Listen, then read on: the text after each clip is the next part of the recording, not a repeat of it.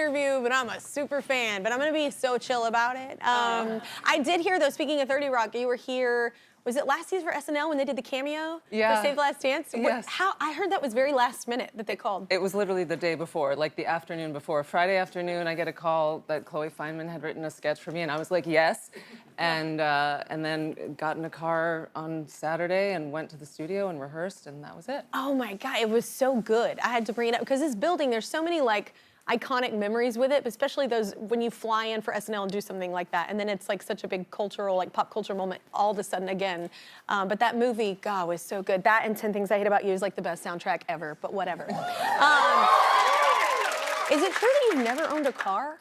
Yeah, growing up in New York, you don't need a car. It's so crazy to me. No, I mean, The freedom of a car. Well, in fairness, if I go like outside the city, I'll borrow a car from my friends or rent one, you know. Are they excited about a person that's never owned a car borrowing their car? I don't know. I don't know if I'd be like, take my truck, Julia. You don't know how to drive, yeah. Yeah, they make me pass their own driver's test before they give it to me. No, I mean, I'd like to think that I'm a good driver, but like any New York City kid, I didn't really get my license until my 20s.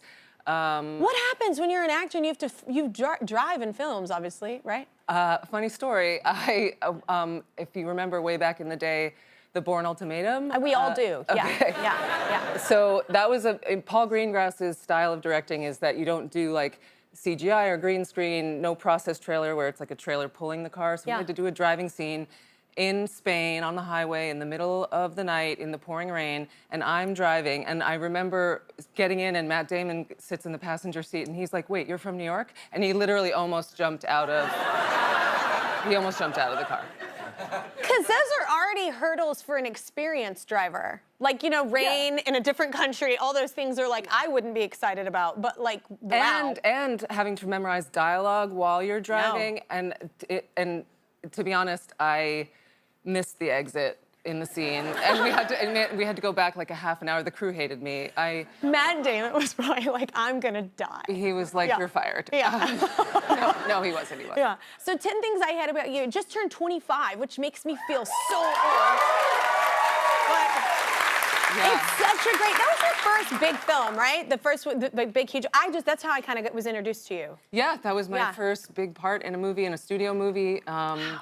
I was so happy to be cast in that movie because I was an auditioning 17-year-old actress, and you know, you're still trying to find yourself at that age, and then you have, like any actor, everyone coming at you, criticizing you, going, oh, you're too serious, you're too intellectual, you need to smile more, do this, do that. And it was really confusing. And then I read the script for 10 Things I Hate About You, and this part, Kat Stratford, was like feisty and outspoken, and she didn't care what people thought. So it really spoke to me. And then, you know, to know that 25 years later it has this whole other life is really wonderful. Yeah.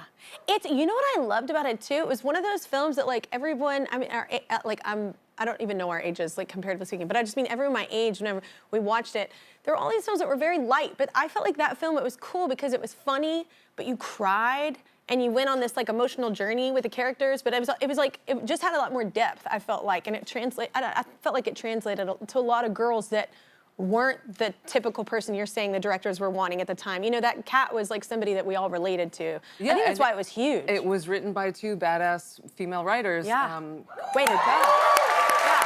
It was just cool for us to get to watch that and go, that's more like me.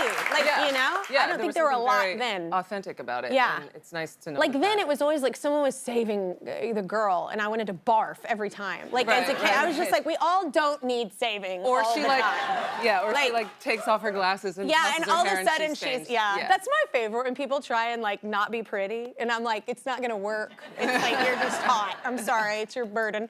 But wait, was it hard? I know, right? Was it hard to say goodbye though to that being your first? You're 17 years old, you have this epic film right out of the gate, an incredible cast. Like, was that a hard thing to kind of say goodbye, like at the end of that film? Yeah, that's why I started crying in the movie. I know, I heard that was actually why I asked, because that wasn't planned, right? You weren't supposed to get that emotional in that speech, right? Whenever reading the poem that Kat reads, 10 Things I Hate About You, the tears and the getting choked up was totally natural, and what you see on screen is it happened in the moment. Yeah.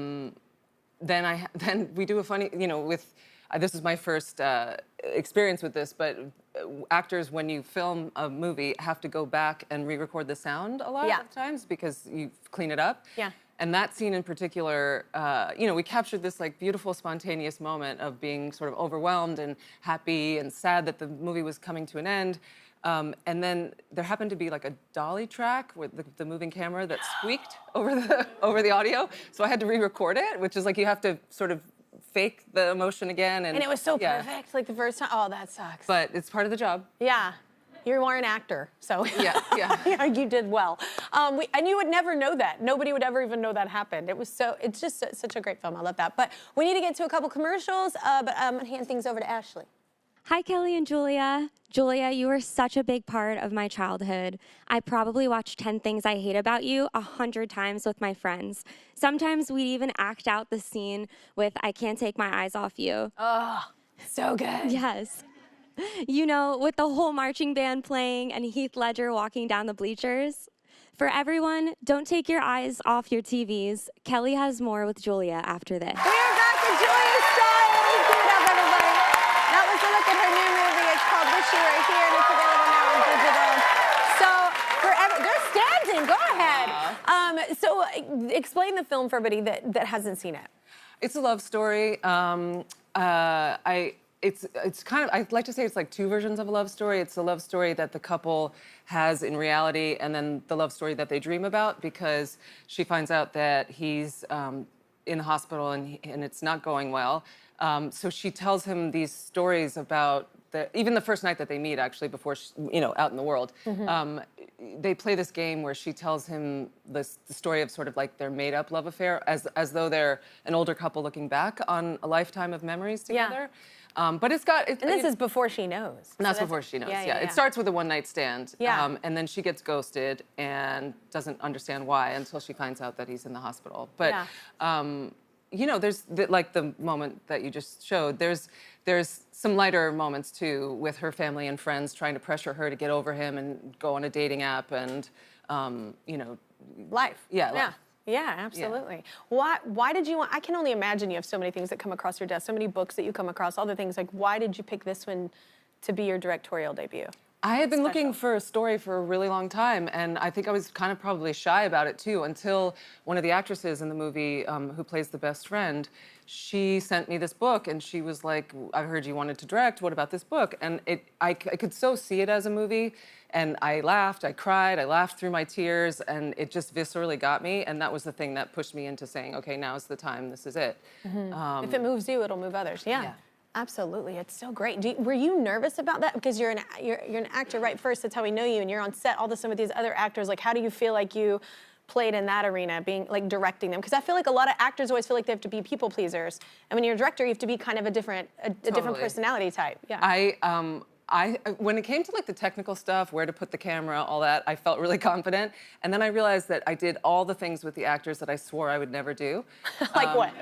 Well, like, you have these lofty ideas of like, we're going to rehearse and we're going to talk about your inner world, and we're going to create. I'm going to give you space and a take or two takes to do it, and I won't come in and pressure you with notes. And then when push comes to shove, you don't have time, so you're like, happier.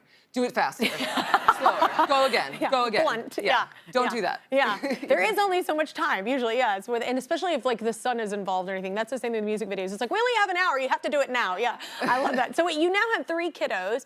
I hear your 7-year-old was on set with you, right? Like a little bit? Yeah, he was 6 when we were filming, and I invited him. I said, do you want to know what Mommy does for work? And I brought him to set. I thought he was going to be bored to tears, but he was riveted, and he followed me around, held my hand, watched the rehearsals, watched the monitor. Like, he came back for a second day. Yeah. It was hard to keep their attention at that age. That's I was amazing. Surprised. Yeah. I know, and he was just thought the whole process was so fascinating, and it meant so much to me because, he could finally understand what Mommy does for work. And it wasn't just, normally when he was younger, he would come, because when you're an actress, it's easy to have somebody come to the hair and makeup trailer, and it wasn't just, oh, Mommy gets her hair done. It was like, oh, she's a leader.